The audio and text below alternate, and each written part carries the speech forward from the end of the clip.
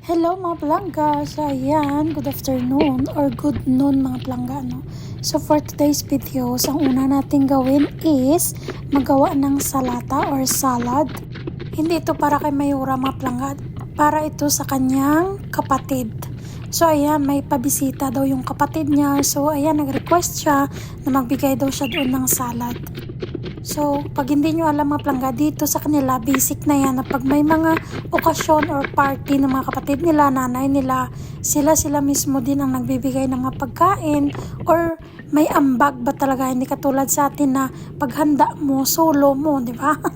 Dito naman sa kanila, iba mga palangga. So, yun na nga, salad yung kay Mayura, yung kanyang binigay dun sa sister niya.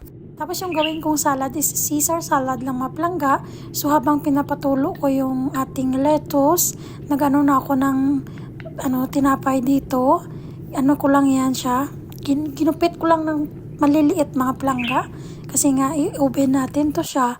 Kasi ito yung ating topping sa ating salad. Alam mo, 11:45 na yan nagsabi mga palangga si Mayura na magawa ng salad daw. Tapos 1 o'clock daw or 1 p.m. afternoon, yan kukunin na daw ng driver. O diba?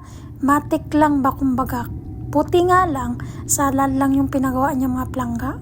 So yan, mabilis na lang din natin ito siyang naluto kasi nga yung lang naman, yung tinapay lang naman i-oven natin. Tapos itong mga iba, naman to siya, binibili lang, hiwain ng tong lettuce, tapos nilagyan ko lang siya ng ranch sauce na yan, konti lang mga palangga, pang dekorasyon lang.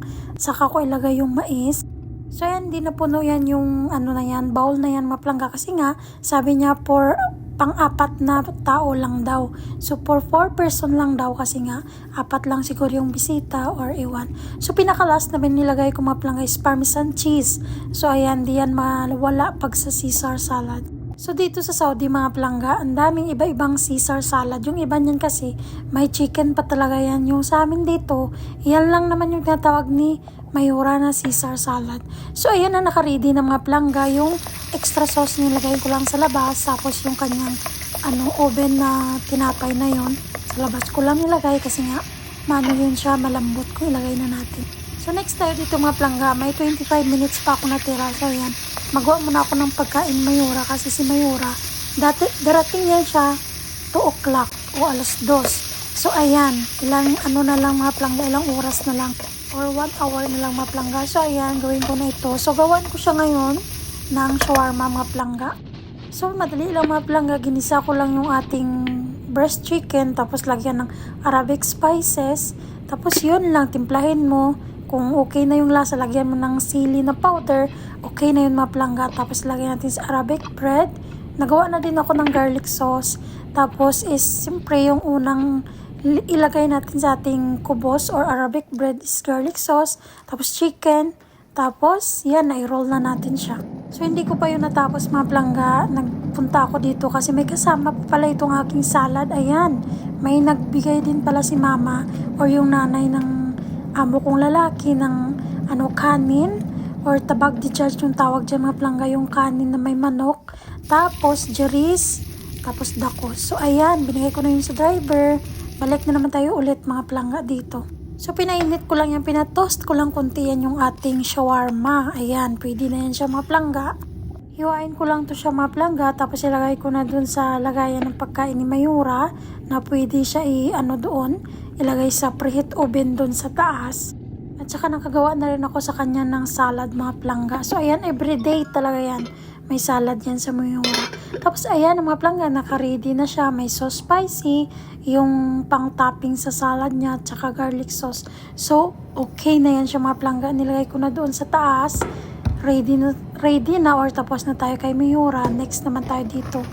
Ito namang bunso mga palangga, nagda-diet na naman daw. Nag-gym siya. So, ayan, nagpabili siya ng protein milk or plain na milk lang siya. Tapos, ayan daw yung gawin niyang breakfast or cornflakes ba yan mga palangga. So, ayan. Tapos, nagpabili na rin siya ng stevia na sweetener na yan. Yan lang. Hindi daw siya mag-asukal. Ewan, hanggang kailan naman yan mga palangga. Tapos, ayan, next na naman tayo dito mga palangga. Hindi pa rin natapos, no? So, ayan, ito naman yung anak niyang babae. Siya nag-request ng red pasta daw without chicken. So, ayan, kung red, lagyan natin ng tomato paste.